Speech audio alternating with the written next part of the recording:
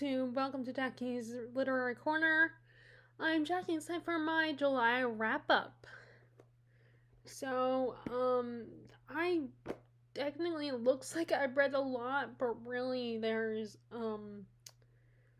like some of it is more because I read shorter books I wasn't like trying to get in a lot of books and be more quantity than quality. It was because I was having family in town in like the second week of July. So I was trying to at least get one or two books read in the beginning of the month before everybody came to visit. And also like one of the things I read was 3 plays and 1 physical book. So I counted them when I wrote it down. I counted them as separate. But then of course on Goodreads it counts as one book. But it looks like according to my Word document where I record like a written record of what I've read.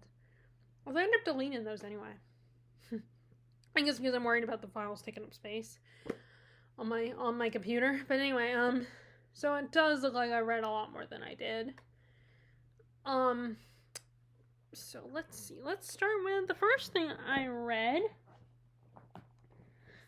First, I read a retelling of the infamous Indian epic, the Ramayana.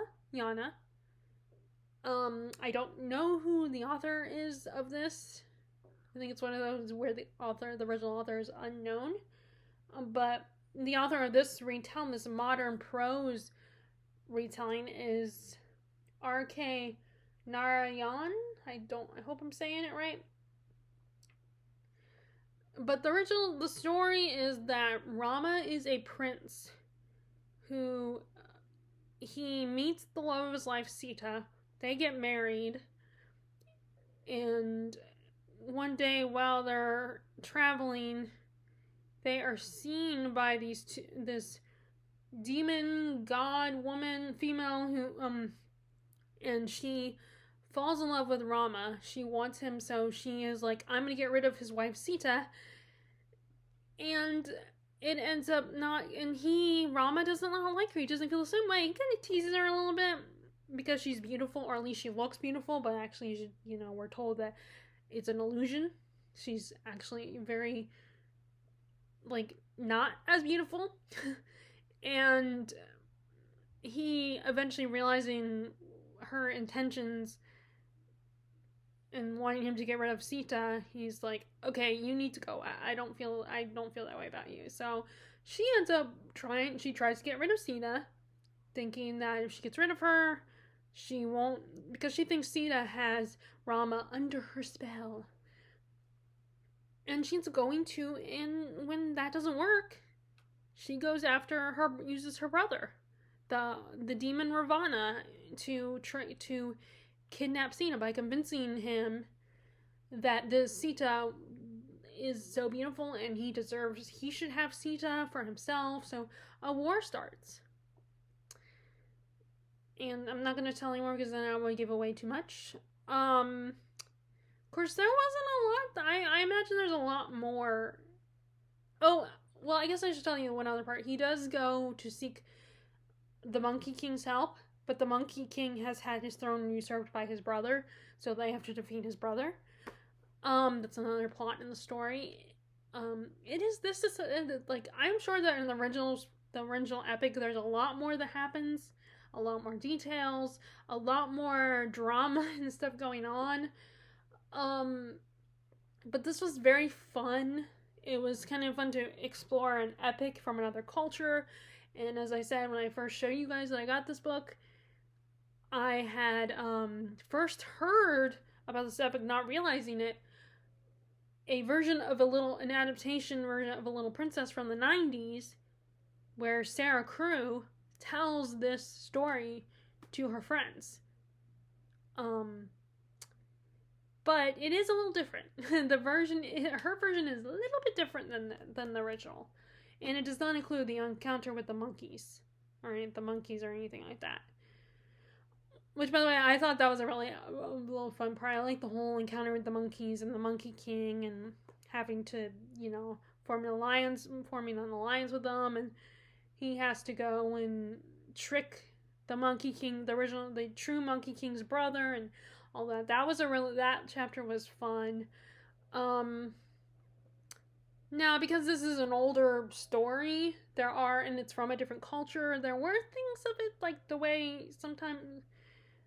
Rama acted, I didn't entirely love, and as you know, but I also realized this is from a different culture and a different time, so maybe I shouldn't entirely judge the book from that, and I still enjoyed the book. Like, that didn't make me not enjoy the story. And I would love at some point to get the other version, the original, the whole epic. I do have another retelling version that looks a little bit longer, so maybe I don't know if it includes everything in the story, like if it's a lot closer to the original epic. But and also, I still am a romantic. I don't read romance novels that often, but on a rare occasion. And I would sometimes, in a lot of rom-coms, I prefer watching them in movie format, or even on a TV show. But I am, that doesn't mean I'm anti-romantic, because I am a romantic. And the romance is beautiful. It's a little bit of a love at first sight, like, kind of situation, but it very much has fairy tale vibes to the story. And it's a fun adventure, and like I said, because I had heard about it from the Little Princess adaptation, so I knew some of the stuff. But like I said, they do change some. Sarah Crew's story is a little different from this. Like I said, there is an extra character. There is a servant or brother type figure that hangs out with Rama in season, kind of guards her, and they don't. When Sarah tells her story, he's not included. And they do have the part when she is tricked by this guy who, first, it's in Sarah's version, it's really, the deer is not who you think, it's a different person, but she is tricked when it comes to when they see with the whole thing with the deer and everything, which is all I'm gonna say.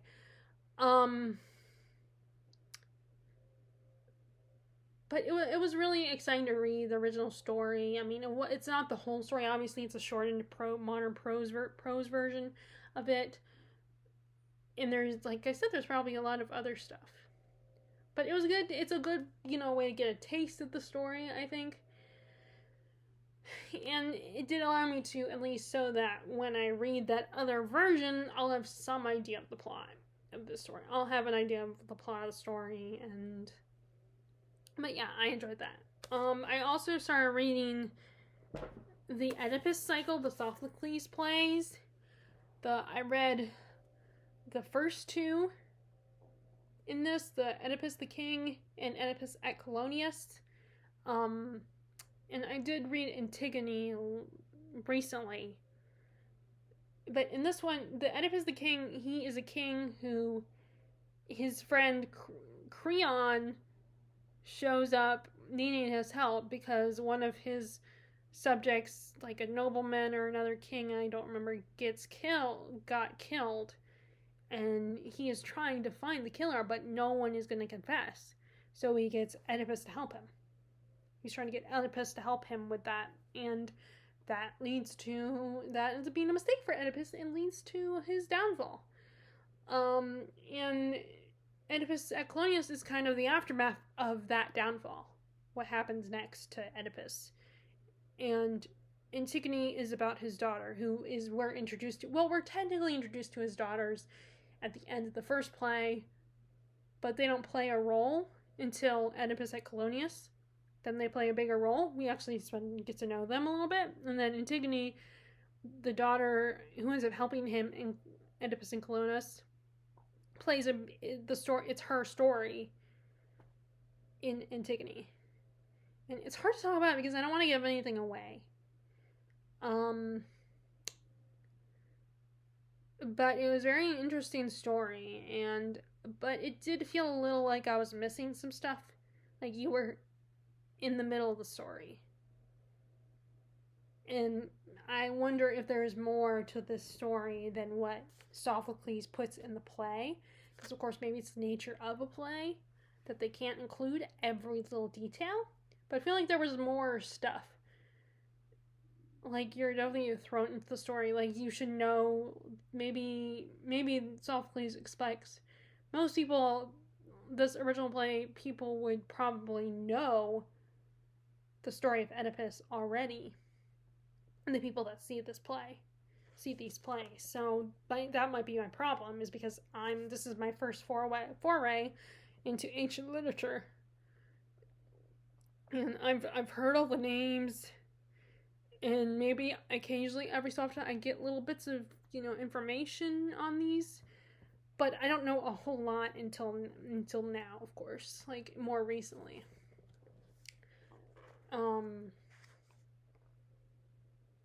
So I don't have a lot to say, but I did like it. I had a good time with it. It was fun. I'm glad to say I've read it. And I want to look up more and see there's more to this than what Sophocles puts in the play. And I do believe there's actually... So I started watching Jean from Jean's Bookish Thoughts, her podcast, That's Ancient History. And I watched her episode where someone had done, this woman, I don't remember the author's name, but she did a retelling of this story, but through the eyes of Oedipus' other daughter, who, forgive me, Ismenos,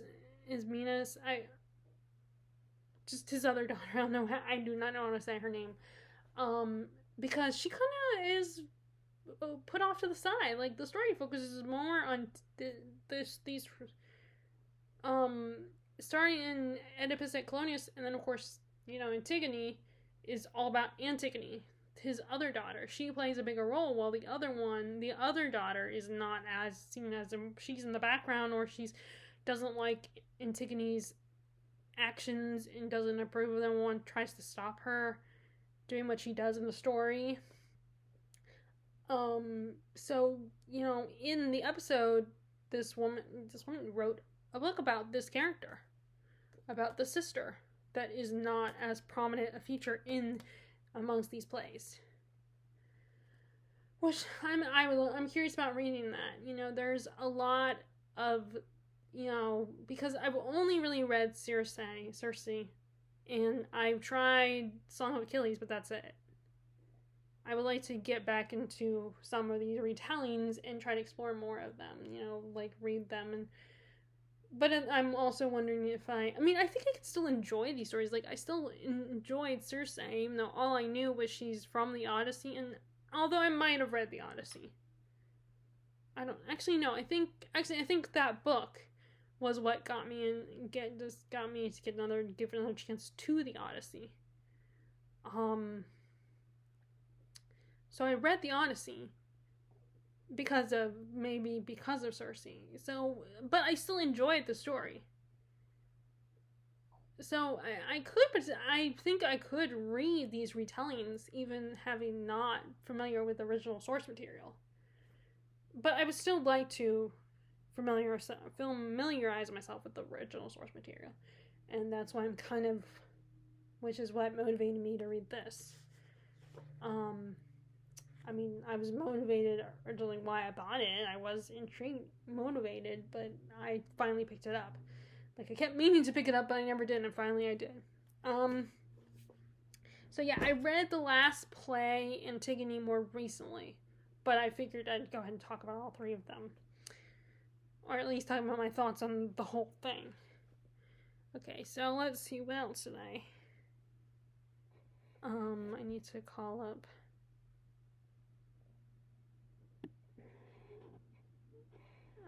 Let's see.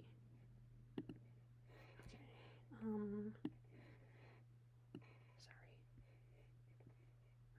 Sorry. So let's see what I read after. Okay, so then I picked up. So I bought this off of Thrift Books. This was an author I've heard about from Emmy, think, and possibly Emma Angelina probably mentioned this author, Calvino, Italio Calvino. And there are certain books that they talk about by him. Particularly one of them is I knew what the book was called before, but it's the one I can't remember, but anyway, I didn't want to get that one. I wanted to start with something different from Calvino, so I found this off of Thrift Books, and that is The Path to the Nest of Spiders.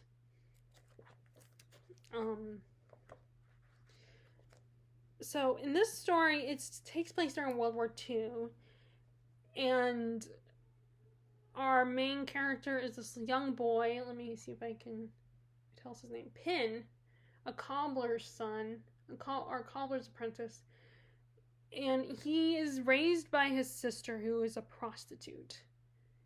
And things kick off when one of her lovers, who is a German soldier, shows up to meet with her, and they kind of have tense interactions with each other. They don't exactly like each other, and he sees that the German soldier has a gun, and he's fascinated by guns, and he ends up stealing the gun because he wants to be he has an encounter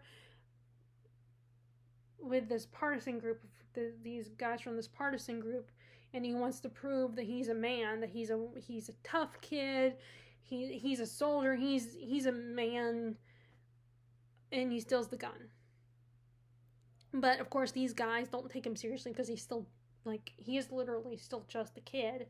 They're very dismissive of him, and it's basically him becoming but he still becomes part of this group and wants to prove himself to be a member of this group. This was very... I always want to come up with a better word, but I do not know what other word to say except for interesting. It was a very interesting read. Very, the character of Pin, I had very mixed feelings. On the one hand, I felt bad for him, but I also was very frustrated with him. I definitely feel for his struggle, because he is a kid, but he's not a little kid.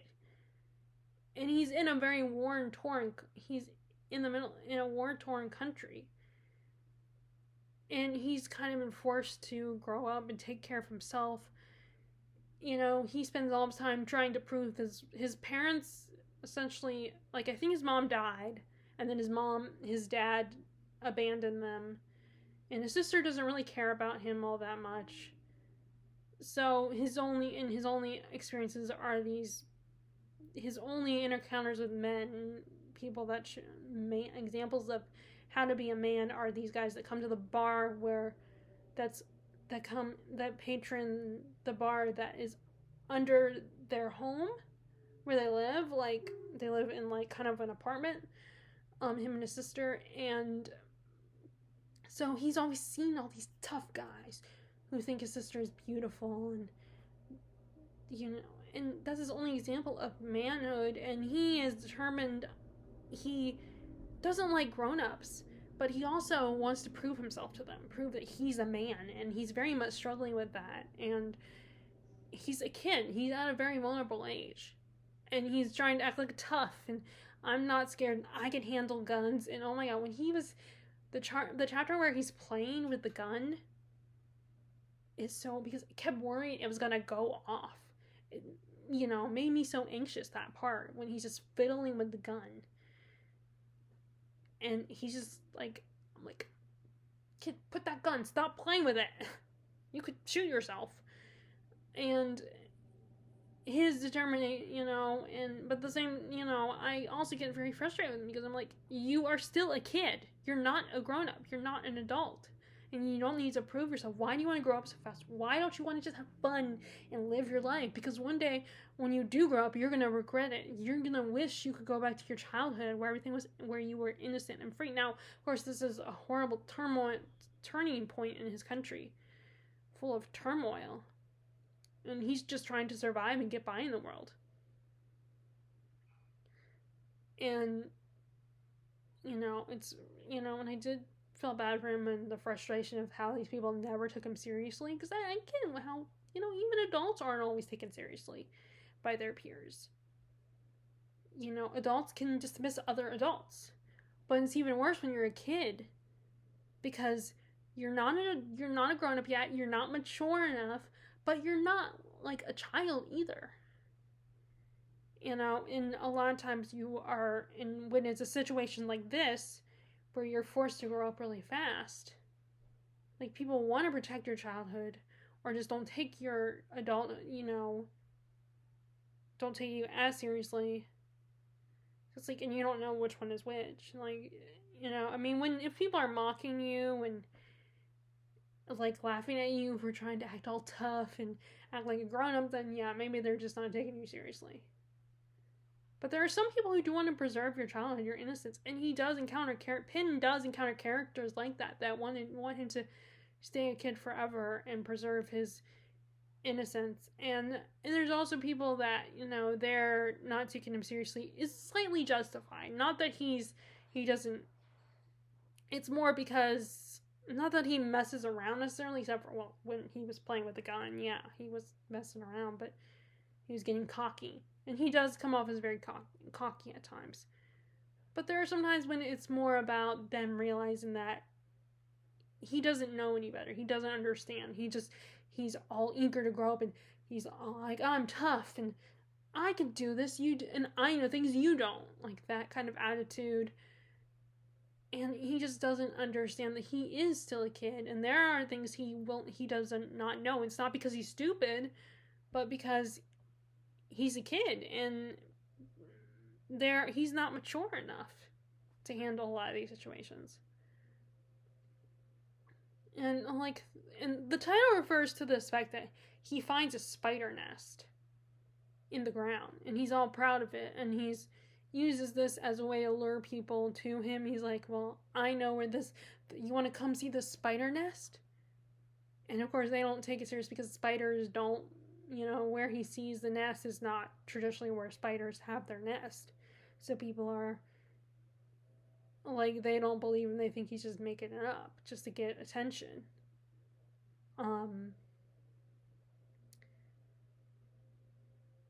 But yeah, this was a really, it's a very tragic story in a way, because no one seems to care about this kid. No one tries to help him or support him, help him out. And people are just dismissive of him, and then of course he acts against the people that do try to help him out a little. Who do try to help him out. But yeah, this was good. I enjoyed this for my first Calvino. And I do want to read more. Okay, so after that, the next one was an audiobook. So I listened to Dark Fire by C.J. Sampson. Is the second book in the Shard Lake series. This is a detective story set during the Tudor period. Our main character, Shard Lake, is a lawyer with a crooked back, and he works for Thomas Cromwell. And Cromwell sends him, like in the first book, he sent him on this mission to find something or someone, I don't remember. In this one, Thomas Cromwell has discovered how to make Greek fire. He has discovered people that know how to make Greek fire, and he wants it to use as a weapon. And Shard Lake, he summons Shard Lake, who has his own little situation, because Shard Lake, he's walked away from Cromwell at this point. But this woman, he wants to help this young woman who's accused of killing this boy. They think she's a witch, and that she pushed this boy down a well. And she's on trial to be condemned to death, and if she's proven guilty. And Charlie wants to help her. So Cromwell, when he summons him, he's like, okay, here's the deal. If you help me find these people and get this information on how to make Greek fire, then I will help get this woman off for you. So it's all about him going on this mission to find answers.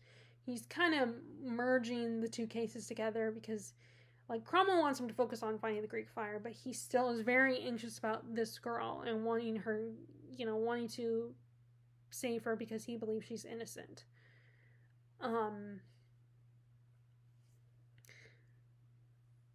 So these are really fun listening to an audiobook, and it is a full cast audio, and you can also hear all these, you can hear, like, they have the people who create these, they include sound effects, and you hear the sound of horses clip-clopping on the stony pavement, on the cobblestone pavement. You hear people shuffling about in the streets, and, the sound of crackling fires, and there's different people doing the different voices, and it's a very immersive story, and I do like it. I just didn't do a review of the first book, and I don't know if I'll ever do a review for the second book, but I'll probably still continue on and off with this series if I can get the books. But it's really fun. It's by C.J. Sampson, if I didn't say that. The narrator is, oh wait, yeah, that's right, I didn't put the narrator because it's multiple narrators. But I always find, like, I kind of have, sometimes I like them and sometimes I don't. These historical medieval type mysteries, like, set during this time period. Like, I didn't love, and maybe it was because, the Dragon of Handel, I think it's called, where this woman goes undercover as a nun, and these people in this abbey believe there's a real dragon. And I think it was because of the fact that I assumed there was going to be some fantasy elements in the story, because of the title refers to dragons. I didn't realize that it was more one of those where people believe some mystical thing is going on, but then our main character is proving that it's not the case. You're just imagining things. I was kind of hoping. So I think that was more, that in the case of that book, that was more my fault. But oftentimes, if I know what I'm getting to, I like, these stories are really fun. And it did help listening to an audiobook with all the sound effects and different people voicing the characters. And I really like Charlie's character. He's a really nice guy, a very nice person, a good person. Just someone who's had rough luck because of his disability, like, because of him being, like, having this crooked back, and how people will prejudge him. And he's also admirable, a very admirable person. But yeah, reading those are really fun. Which brings me to the other type of story I want to get into more, the other type of historical history I want to get into. So I want to get back into medieval history, like the Tudor period and stuff like that. Maybe about Richard of the Lionheart and all those type of stories. I want to get back into those.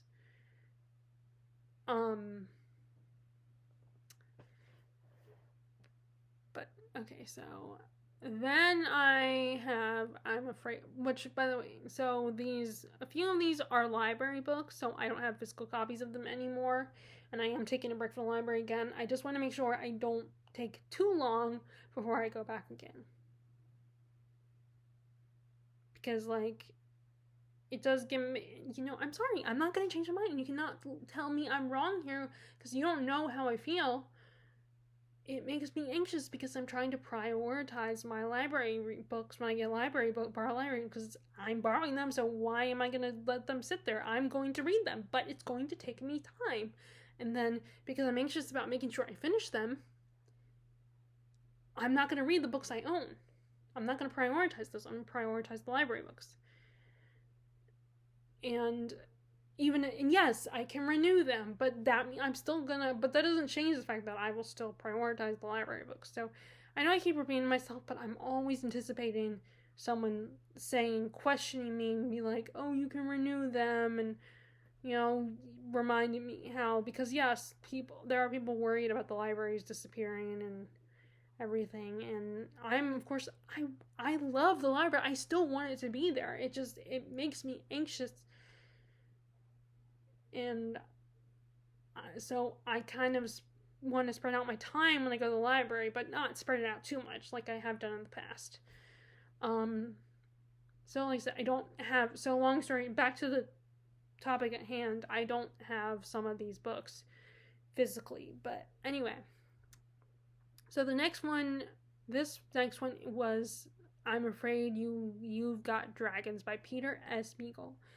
A lot of you are probably familiar with his most famous work, The Last Unicorn. I have never, and I've said this before, I've never read the book. I do have it saved on Libby for one of my next reads. But I have seen the animated adaptation. So, I'm Afraid You Got Dragons is a story about, we have kind of three main characters. We have Robert, he's inherited his father's business as a dragon exterminator, but he actually loves dragons. He respects them and appreciates them. He knows the big scary ones are dangerous, but there's also some dragons that are just like house pets. And that's what this Happy Kingdom is full of dragons.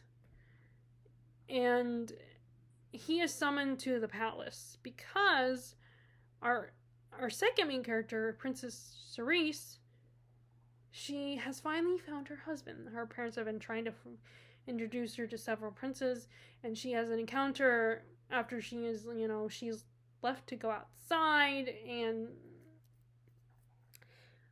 while she's just hanging out outside, she encounters this Prince Reginald from another kingdom. He's our third main character. And she immediately is like, I want that one. That one's going to be my prince. And so she wants to make their castle nice and clean and perfect and she wants the dragons gone to impress Prince Reginald. So her parents hire Robert to come to get rid of the dragons. And Robert and Cerise have actually met before when they were kids because his father was called up once before to get rid of dragons. And now, like I said, we have a third main character, which is Prince Reginald. He is this young prince whose dad is a warrior king. He's a fighter. He has a temper. He's more violent of a person. He is very disappointed in his son Reginald because Reginald's a little more soft-hearted person. He is not a warrior.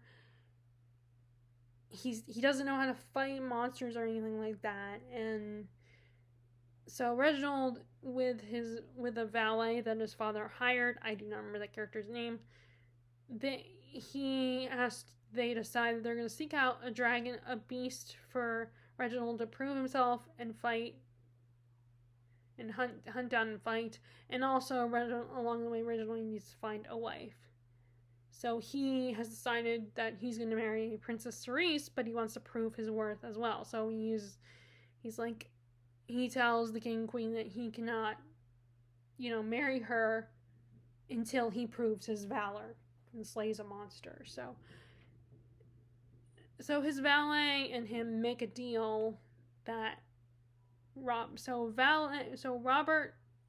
and Prince Reginald's valet talk to each other, meet and everything, and they make a deal because he finds out that Robert is good with dragons. And he's like, you need to help, there's a storm coming, I think, and I have my window right here so I can see. So they make a deal that Robert will find a dragon for Reginald to slay. And it doesn't, so he has to go. So they come together, and Cerise, not wanting to be left behind because she's stubborn, and knowing and believing her prince will protect her, she goes along with them. And she wants to make this performance for all to see. So she's making this a bigger deal. And along the way, they encounter this wizard. They see this wizard watching them, observing them in the place where they find the dragon. And it turns out this wizard is an enemy of Reginald's father. And he has created these fierce, monstrous dragons, and I think that's one of the dragons that they encounter, if I remember correctly, their first dragon encounter. And he wants revenge because Reginald's father tried to kill him. And so that's the basic plot. I'm trying to decide. I feel like I shouldn't give too much away.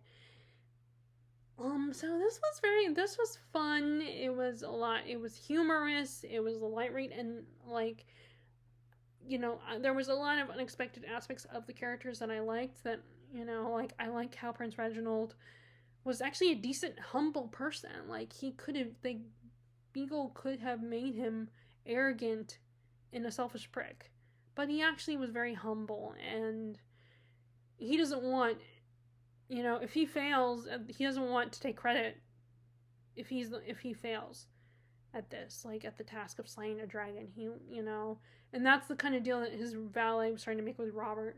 His valet was like, if he can't slay the beast, you slay the beast, but Reginald will take credit for it. And Reginald does not want to do that. Does not want to take credit for something he didn't do. And he wants to accept who he is. Robert, it was interesting that Robert wanted to be a valet. Like, I guess he hated his job so much that any job would be better than that. And, a valet would be well paid. But the valet even warns Robert that you're basically a slave to a prince. But Robert is so desperate to get out of his job because he hates exterminating dragons. He loves dragons. He respects them, like I said. I thought it was also amusing when in this kingdom that the royalty are not meant to read, that they don't know how to read, and that Cerise is determined to teach herself to read because she knows her parents can't teach her because they don't know how to read apparently, but she wants to learn. And I thought that was actually really cute that she is so determined. Really, I love that about how she is so determined to teach herself how to read. I do wish we had got more time with the antagonist because it did feel like he just halfway appeared in the story. Like there was no hints of him earlier in the story. That's really, and the Princess Cerise wasn't anything like memorable or anything as a character. I mean, she's like, there were things about her I liked. Of course, I didn't have any problem with her character. I liked her character, but she wasn't that different from other characters I've seen. Stubborn and feisty and a little spoiled and bratty at times, but still actually a very kind and compassionate person deep down, wants to fight and, is very stubborn and all that. Like, those are familiar traits you see in other female characters, whether they're a princess or not. I mean, it's good that she listened when was necessary, because there were times when most of the time she didn't listen when they were in dangerous situations. Also, there was a bit of, just a more, I know not everyone loves love triangles, but there was kind of a love triangle elements. There's, like, almost more than one love triangle hinted at in the story. I do wish there was something going on with Robert's two friends, his two companions. There's something going on there. But that was kind of, like, that almost felt also, I didn't mention this in my Ren review, but that one, I feel like that was kind of thrown in there too. Like, they didn't really develop that much. They kind of Beagle rushed that storyline a little bit, I feel like. And we kind of, and it's like they decide to go help Robert when he goes after the prince who's doing something reckless. And even though they can only do so much, because they care about Robert, they want to help him. And, his female friend, I cannot remember his name, she wants to, like, she has a crush on Robert, so of course she wants to help him. But his other friend likes her, has a crush on her. So they both go along, and then, like, they're traveling, and they're kind of annoying each other, but then nothing comes of that. He reunites with them by the end of the story, but we don't get a lot of them. I should have mentioned that in my written review. I forgot about that part, but yeah, so that was a little disappointing. I mean, there was not much. Like, I think the story would have been fine without them in the story, but I know, like, they want to show that Robert has friends. Peter S. Beagle wants to show that Robert had friends outside of, Anyway, I like this world. It's very whimsical, magical, there's kind of a critique of heroism in the story and fairy tales because, like, people say that Robert is heroic, but then he's like, oh, I don't have, I'm not a hero because he doesn't look the part. So I thought that was interesting that, like, he kept insisting he wasn't a hero. And also there was a hint of, like, there was not just dragons, but there was also a hint of Robert having a connection with the dragons that plays a big role towards the end of the story. And I do wish that had been explored a little bit more. Like, there was one review that said I wish there was more to the story, or like if Peter S. Beagle wrote a sequel. And I agree, like, especially because they introduced this magic, this ability that Robert has with being able to communicate with the dragons, but it doesn't play a more role in that. Like, we're told about it, and he kind of uses it, and he does use it, but it's not as involved in the story. Like, I think if they had introduced it sooner and made it part of the conflict, that the reason why he's a good dragon exterminator, because he does have this connection with dragons, but he doesn't want anyone to know about it. Like, he's afraid of how people will react because they might think he's dangerous or something. Like, they could do something like what Robin Hobb did with Fitz.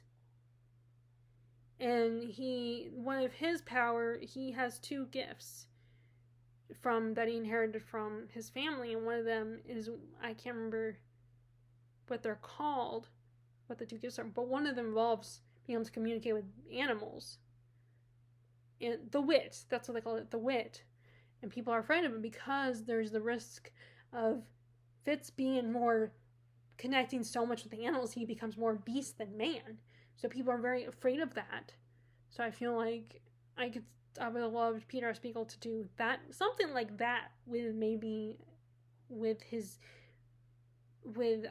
Robert's gift.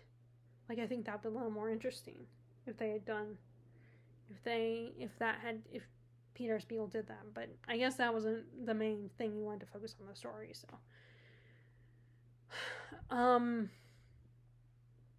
okay, and then this next book's one I can show you, a physical copy of it.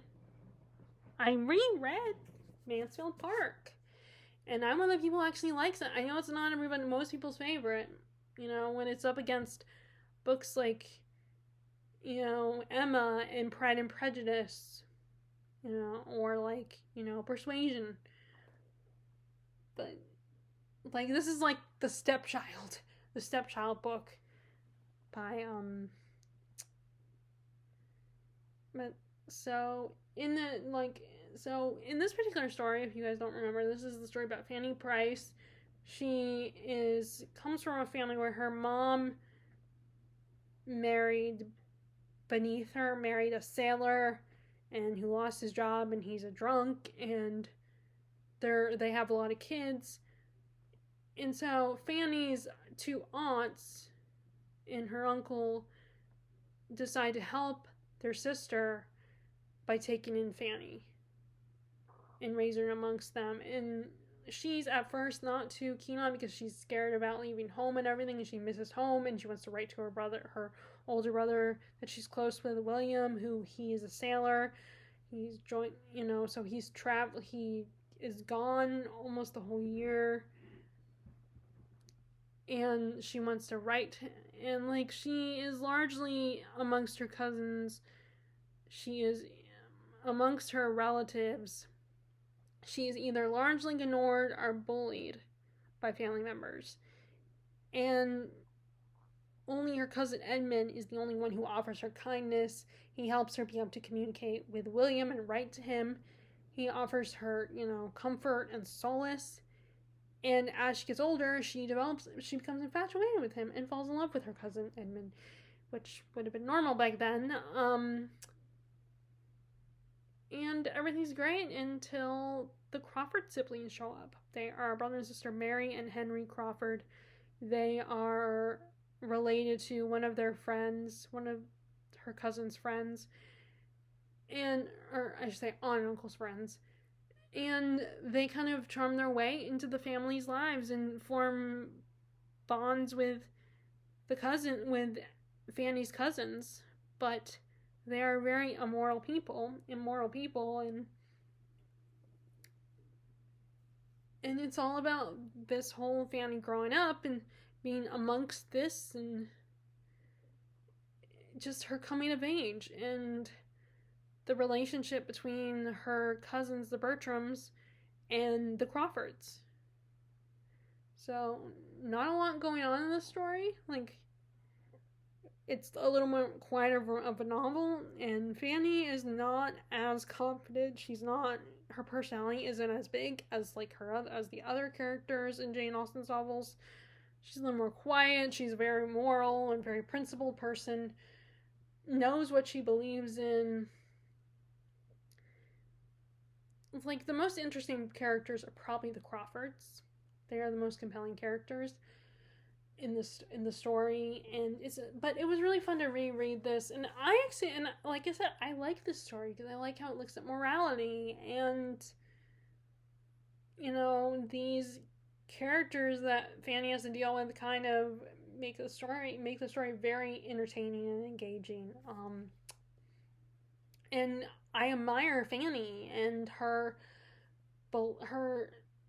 morality in a world where she's constantly pressured. She is really definitely throughout the book put into these situations where she's being bullied and pressured into doing things that she doesn't want to do, that she knows that her uncle would not approve of, that things that she knows that is wrong, and she sticks to her beliefs, her principles. And at one point, Henry Crawford, once her cousins are gone, her two female cousins, Maria and I can't remember what the other one's name is. Once they're gone, Henry sets a sight on Fanny because she's a challenge, and she's someone that the Crawfords like the idea of Fanny, of her saving them, redeeming them, and she's onto their game and everything, and it's just such a it's something about this book that really charms me. I can understand why people don't like it as much. I mean, you compare Fanny to Elizabeth Bennet or Emma Woodhouse or even Anne Elliot or the Dashwood sisters, and although more so Mary Ann Dashwood rather than Eleanor. Eleanor and Fanny are kind of similar. Except for, Eleanor is not as morally, But Eleanor and Marianne are not surrounded by people that are... I mean, they are a little bit there's a little bit of that, but it's not, really immoral people. Well, Willoughby is, but anyway. But yeah, I just like this one, and I'm not going to apologize for liking it, for enjoying this one. So this was a reread for Jane Austen July. I mean, I was going to read some other works for Jane Austen July, but I got sidetracked in wanting to was motivated to read other stuff that had nothing to do with Jane Austen July, so maybe I'll do it next year. I still want to read the Juvenilia that I got last Christmas, so maybe I'll continue to bring that into July, into August. But yeah, so that was Mansfield Park. Okay, and then we have... Okay, so like I said, Antigone, I already talked about that one. So now we have our other library books, our other two library, Glorious Exploits by Ferdinand, I can't remember his name. I wrote it down on an index card, but I don't want to get up.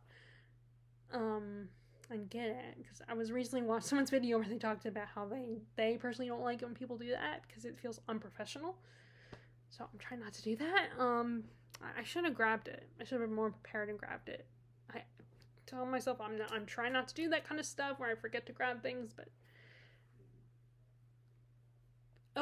Ferdia Lenin, I think his name is.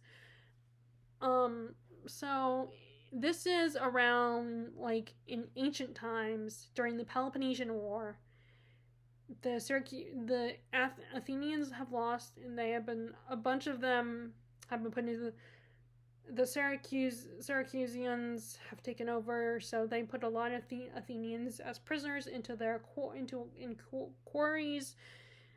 And these two potters, Syracusan potters, they always tend to stop by the quarry and visit it. And one of them, Gelon,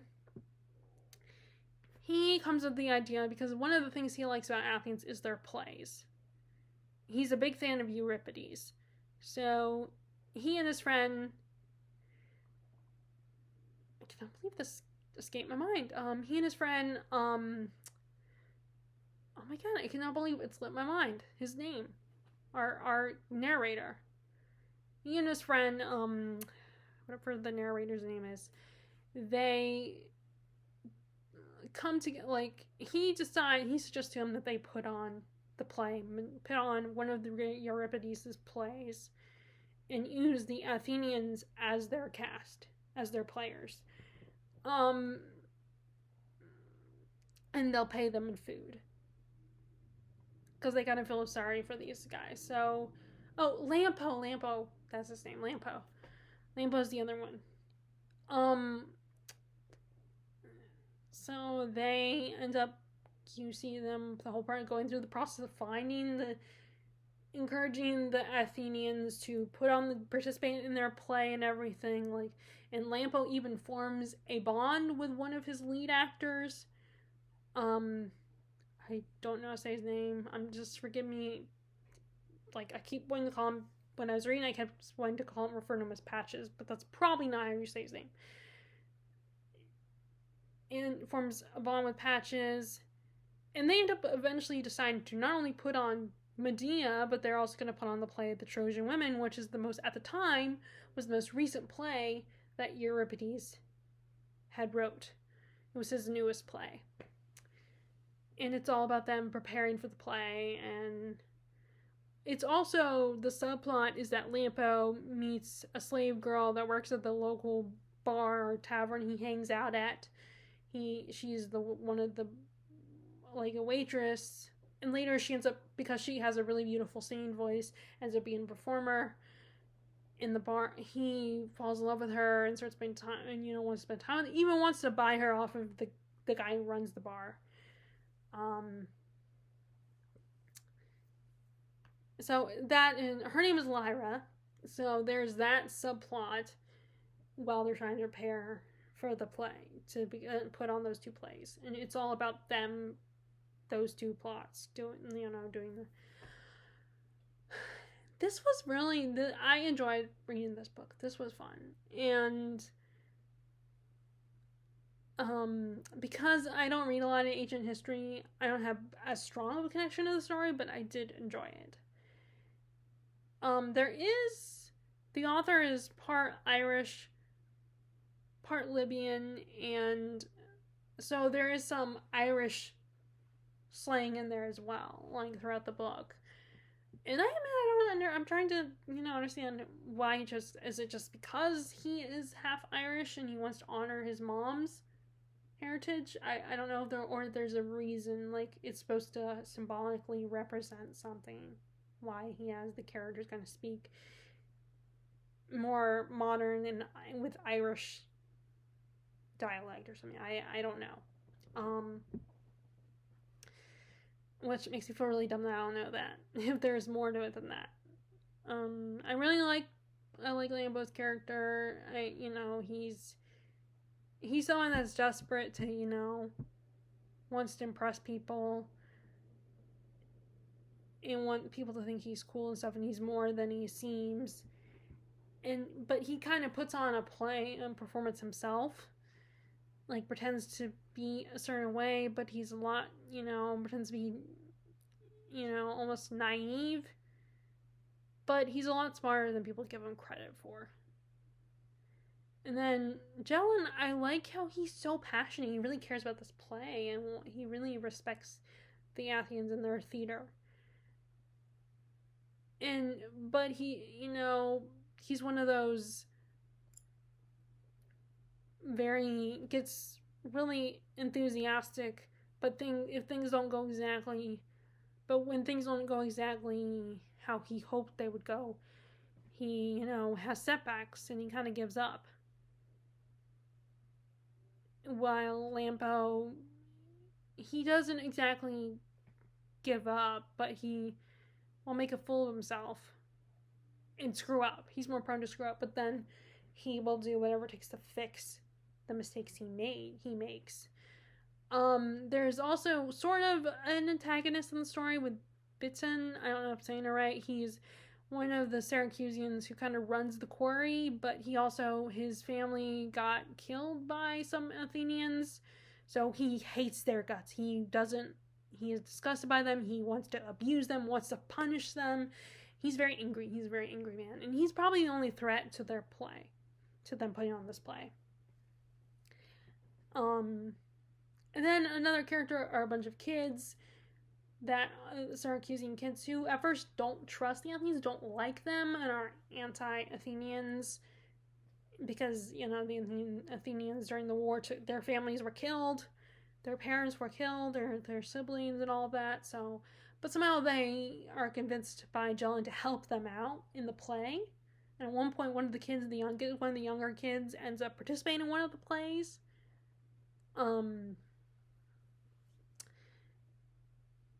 And these kids are, I'm not going to even bother saying because I want to butcher the names.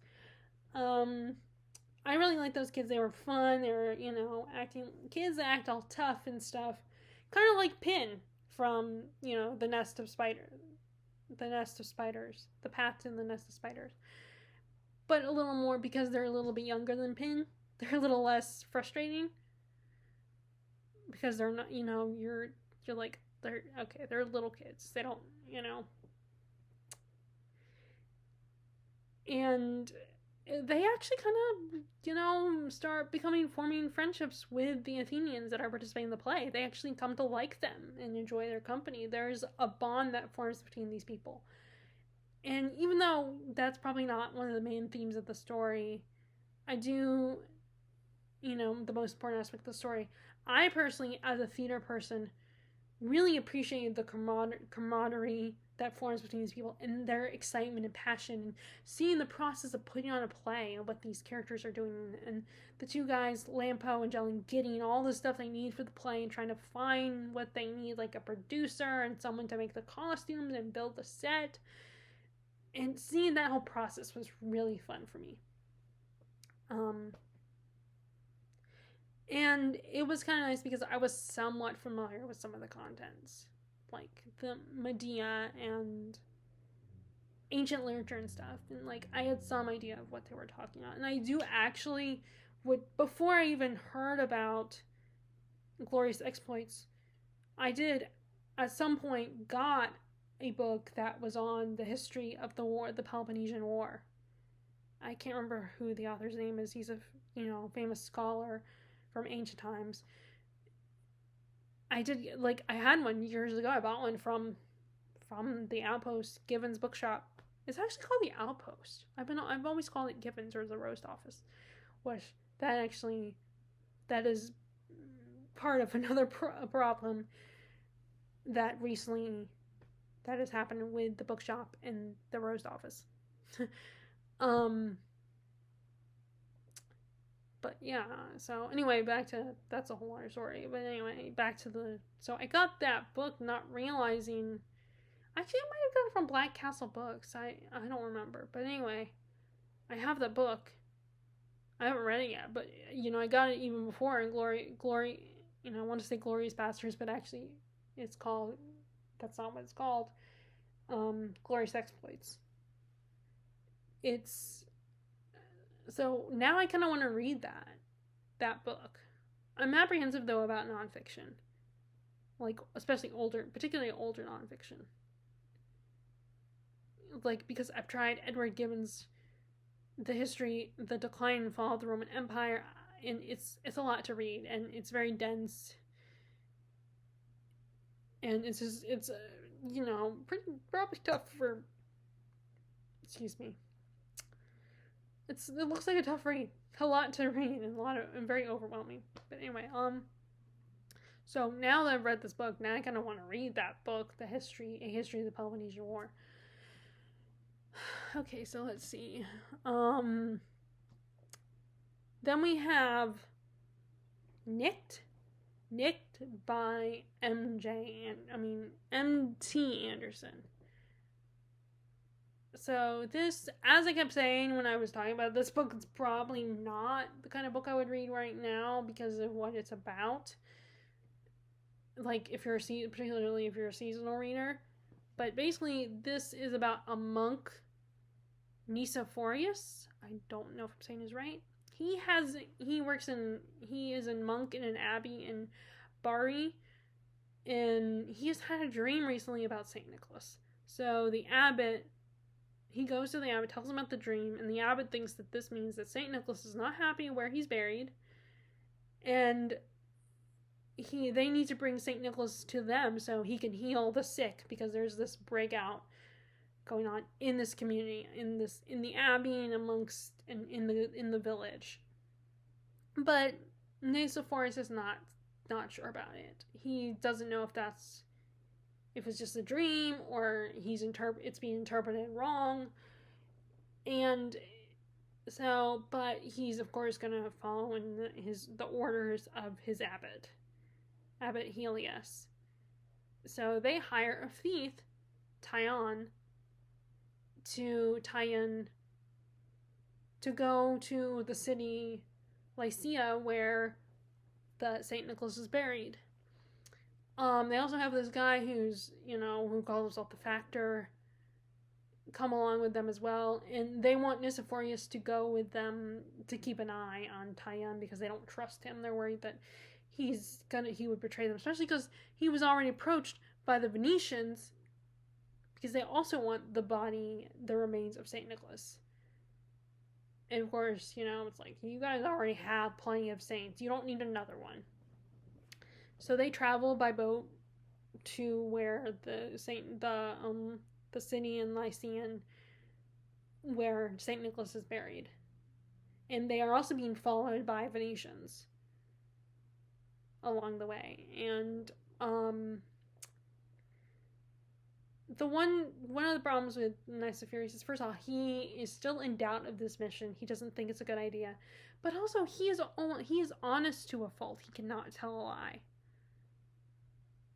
And this Tyon feels like it hinders their mission. It could potentially mess up their mission. So they also encounter this young Venetian prince, Matteo Tradonico, who is determined to get the remains of St. Nicholas as well. So again, this was quite an adventure story. There is a little bit of a queer romance in the story, but it's not prominent. It's just hints at it sprinkled throughout the story that something might happen between these two characters. But it was really fun, and the dynamic between Tyon and Nicephorus could be, on the one hand, I would get annoyed at Tyon for giving Nicephorus such a hard time for being an honest, good, moral person who wants to do the right thing. But then again, Tyon is a thief. He steals things. He's an immoral person. This is what he does. And he's getting paid for it. So of course he's going to be like, I'm just doing a job. and he wants to live a fun life. He gives off the vibes of someone who wants to live a fun, spontaneous life. He doesn't, he doesn't want to worry about being moral and following God's rules and just being a saintly good person. He doesn't want to worry about that. He wants just to live his life and he's selfish. He's a very selfish person. But that dynamic can be, at the same time, I also was entertained by that dynamic. They kind of bounced off each other a little bit. Like,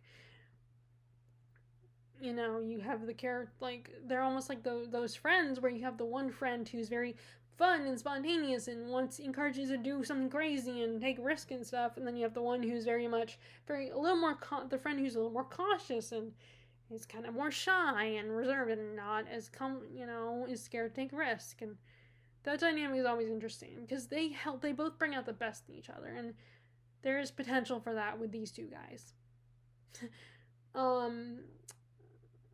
But it is interesting, the whole, like, St. Nicholas kind of reminds you a little bit of Jesus.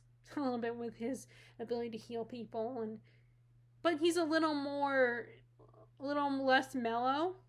He's more prone to snap and get mad at people. I think Jesus is a little more kinder to people and doesn't easily get mad unless you've really done something that he just does, like, he is disgusted by. Like, it takes a lot to get Jesus angry from what I know. Well, St. Nicholas, because throughout the book you get all these, the background, the story of St. Nicholas and what he's done and why people see him as a miracle worker, that he can heal people, because it's believed that the oil that comes from his sarcophagus has healing powers. So that's why they're like, we want his bones to heal us and everything. And oh my god, Prince Matteo got on my nerves. He was such an annoying character. Just like a little punk, a little shit. He was all just like entitled and was like, I want it my way. We're gonna do what I want. I deserve this. Like, he was constantly pitching his defense and wanting things to go his way. And then he constantly caused trouble for them. And I wanted someone to, shoot that kid with an arrow or something. I wanted that kid to go fall off a cliff. He was so annoying. Could not stand him.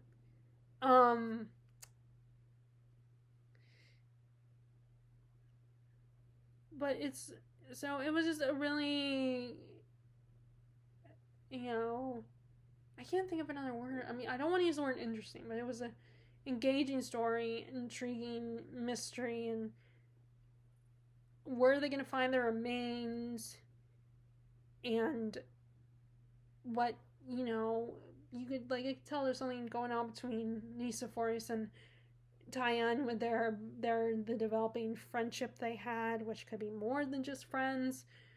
There was very much mutual respect, especially when, Nicephorus saves Tyann's life at one point, and but they're so different from each other. They have different moral codes. So it's a very interesting dynamic they got going on. Like I said, this might probably be more of a wintry read, like closer to Christmas time kind of read, because of what it's about, because Santa Claus is based off of St. Nicholas. But yeah, I enjoyed this. I had a good time with it. It's a very sweet story, a very fun story, a little dark,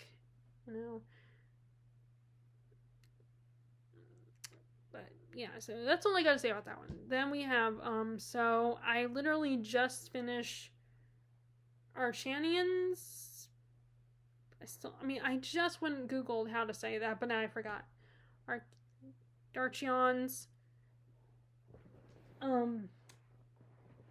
This one is the first play which Lysistrata is not the first one, even though in the way it's written on the title, on the cover is Lysistrata, but actually it's the Archanions is the first play in this. It is a comedy. It's this guy, this noble of this, I'm just gonna call him a noble. He's all about peace times and trying to make deals with people taking the easy way out. He's not as angry. He's just tired of all this fighting and the war and all that, and fighting with all these different people. So he just wants to chill and just we all come together and live in times of peace. And it's very funny. Like, I like his sarcasm. He's very sarcastic character.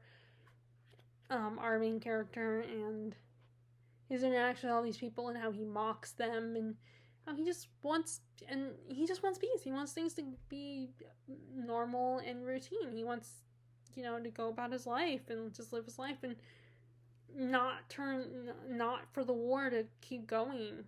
The war at the time, which I don't know what war it is. I don't know if it's Peloponnesian or...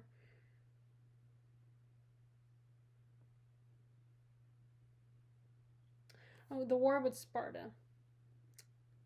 So I think...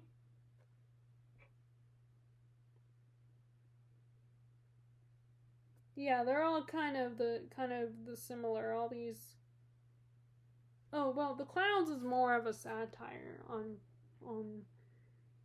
philosophy, on contemporary philosophy. Although I guess it would be the philosophy of that time, so it wouldn't be contemporary for us anyway.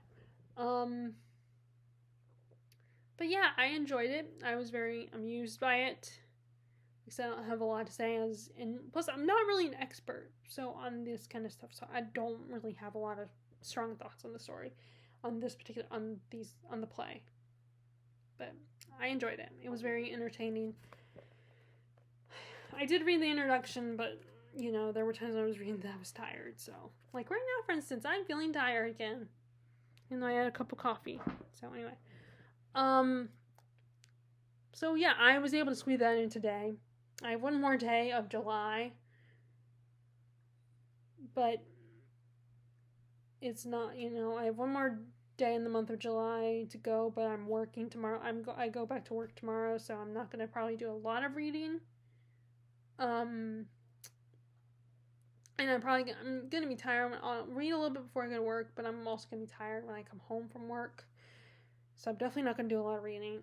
Currently I did read a little bit of The Lives of the Caesars by Suetonius. I read a little bit more on Julius Caesar while I went to visit the bookstore, because I kind of said this in passing, but the coffee shop in that bookstore is closing because there's some bit of irreconcilable differences between the coffee shop and the bookstore. So the coffee shop is leaving, so we wanted to go by there and, say goodbye to the coffee shop, because we're kind of on the coffee shop side of things, and so we went over there to say hi to them, and she was offering, coffee still, because tomorrow's our last day, but I won't be able to go there, because, like I just said, I'm working tomorrow, so I won't be able to go by there tomorrow. But I went in there and read a little bit. After I got my books and everything, I read a little bit on Julius Caesar and all the things he's done. And I did do my Bible reading my Bible verses today as well. I don't know what I'm going to read next. I don't know when I'm going to... I'm slowly reading some more of Mad Ship by Ron Hall II, one of the Live Ship Traders series.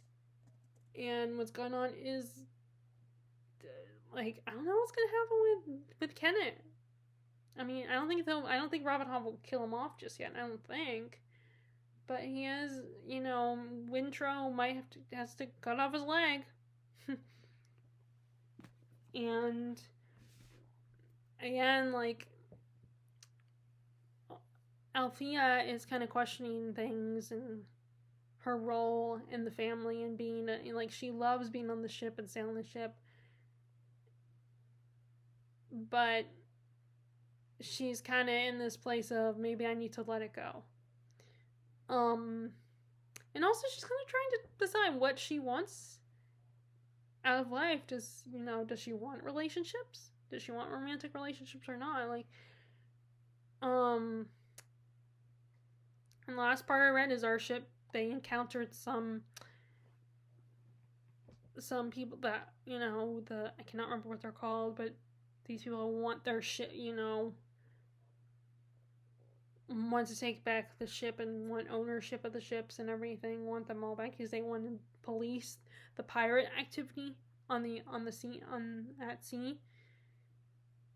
And that's kind of the last thing I read. Like I said, also the relationship between Wintrow and Vivacia is not, it's a little shaky right now. And they still are bonded because he has the blood of the Vestrit family, but there's also some tension between them still. But right now they kind of both have the same goal. Like, Kennit can't die. Because his, Wintrow's life is on the line. I also, I'm slowly reading, I haven't picked up Fire and Blood yet today. I probably need to read a little bit of Fire and Blood this evening. But some of these chapters are kind of long. But anyway, I'm enjoying reading it. It's slow reading. I mean, like I said, the good news is at least Clarissa and Jacob are not pressuring me to read it fast. But I do want to, I'm still trying to read as much as I can. And like I said, I feel like because some of the chapters are so long, I'm reading like a chapter a day. I mean, I'm not even finishing a chapter a day. So it's taking me a long time to read it. But anyway, so yeah, that's my August wrap up, and that's what I'm currently reading right now. Or not August wrap, my July wrap up for 2025. And I hope your July reading went well, and I will talk to you all later. All right, bye.